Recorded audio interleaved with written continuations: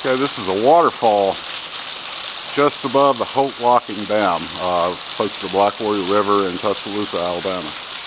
I don't think a lot of people know about this waterfall, but this is one of the driest times of the year, and we still got water.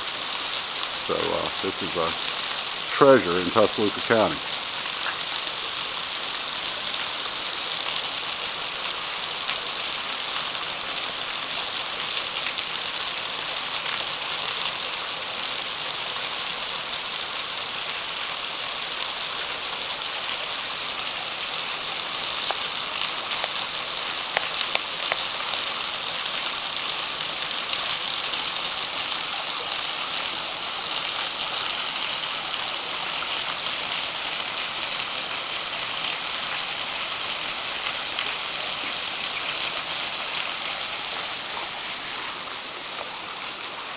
That's what you think about it.